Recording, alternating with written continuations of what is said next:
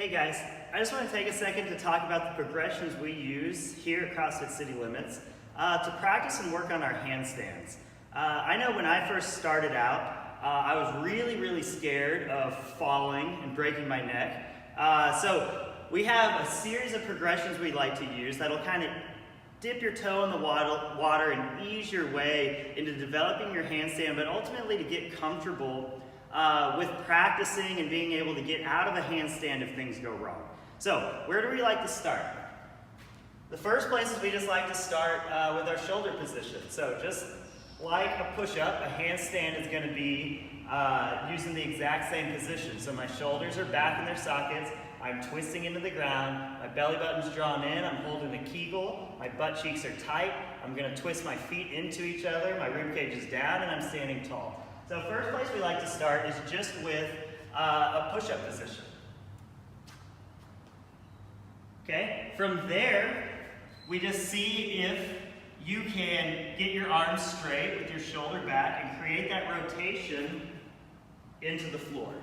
If we can accomplish that, then what we're going to do is we're going to start putting our feet up on the wall, and we're going to slowly start working our way up to see if we can hold this position and support our body weight through those straight arms. So I'm just going to start walking up however far I'm comfortable. And I can walk all the way against the wall there. So now we're looking at a couple things. We're seeing, are you capable of getting your shoulder in the right position, creating that rotation in your shoulder, and getting your body in a good position? And are you strong enough to hold yourself up in that position? So once we kind of know that, now we know that you're capable of doing a handstand. So now we like to start just jumping into it, and we're going to turn around, and now we're going to face the wall, and we're going to start seeing,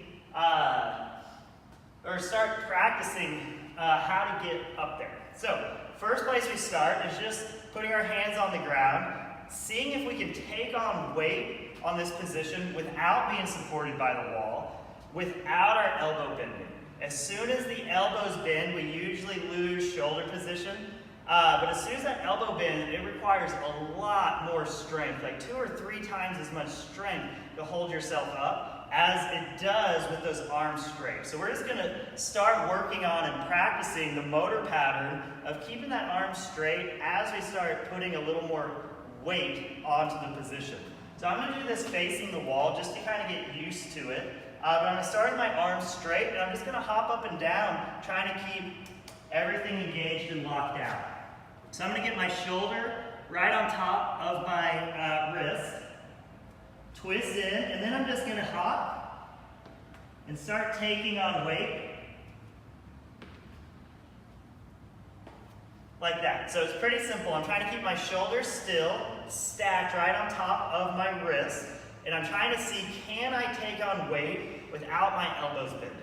Okay, if I can do that, I want to try it about 5 to 10 times. If I can do that with no problem, then I'm going to start trying to kick up to the wall. If at any time we run into difficulty with any of these steps, that's kind of where we're just going to stay and spend time and practice.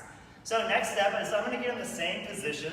I'm going to get in almost a runner stance. So I'm going to have one leg back, and I'm really going to focus on that back leg and getting my heel up to the wall. So I'm about 6 to 8 inches from the wall here. My hands are just shoulder width apart. I'm twisting in. Shoulders are right over the wrist. And then I'm looking for that back foot, the heel, to make it up to the wall. So I'm just going to jump up and see if I can get that heel to touch the wall. If I can, I'm going to try and join it with my other foot. So as soon as we start getting upside down against the wall, now we're going to do that a few times, and then we're going to put our focus back on body position. When you're upside down, is your belly button drawn in? Is your butt tight? Are you holding a Kegel? Are you twisting your heels together? Is your rib cage down? Are you standing tall? Is your shoulder down in its socket? And are we twisting twisting your hands out, creating that same rotation we see in the push-up. So now I'm going to spend a little bit of time upside down.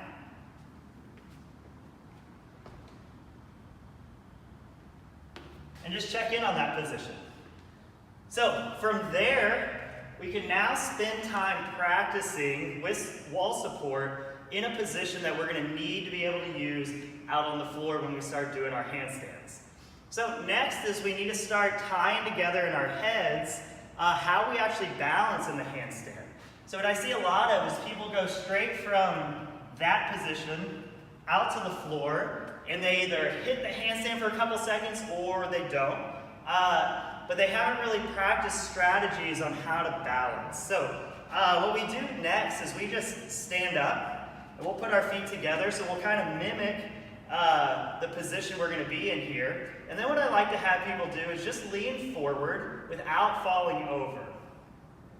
And I have them feel what you have to do that. And what you'll feel is your toes get very involved as they start gripping the ground to stop your weight and pull you back. So if we're kicking up into a handstand, the goal is not to just get a perfect kick up where we get perfectly balanced. The goal is to use our hands just like our feet to control how we're balanced. So when we're kicking up, we're going to ensure we get high enough by actually kicking up hard enough to go over. And then on the way, we're going to stop ourselves with our fingers. So this is what we're going to practice. We're going to kick up against the wall, and then using only my fingers, I'm going to try and pull my feet down off of the wall. So I'm not, the main mistake we see here is people start pressing their feet to get themselves off the wall. So you've got to pull with your hands hard into the ground to get your feet off the wall.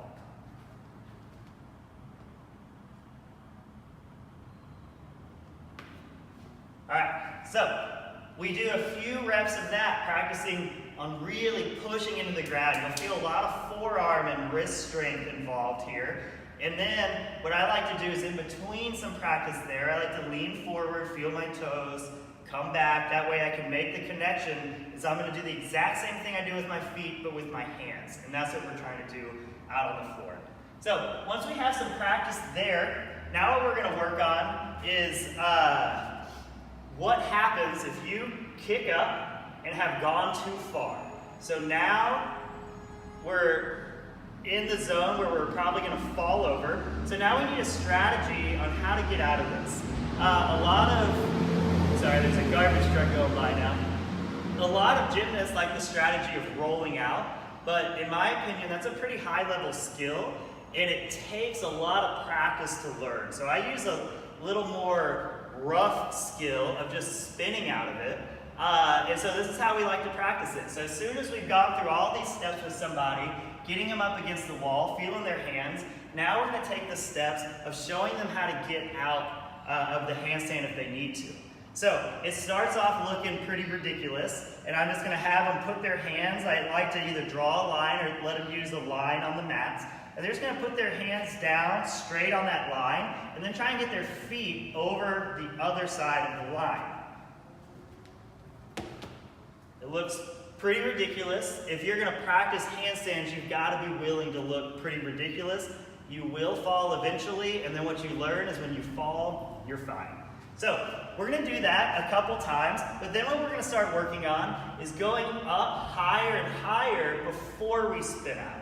So before we even try and hold a handstand out here, what we're trying to get people to do is kick up and go completely over on purpose and spin out of that. That way we have the confidence that if we go over, we know how to get out of it. So I'll show you what that looks like. So I kick up, I go over on purpose, I wait till I'm over, and I spin out. So now we're ready to actually start holding handstands. So what we're going to do here is really pay attention again to our hands and really start looking at, can I get up into that straight position? But now I've got all the strategies I need. If I'm going a little too far over, I'm going to grip hard with my fingers to stop me. And if I can't get my momentum stopped, I have my strategy of spinning out. So now it's a matter of just practicing. So good luck with it.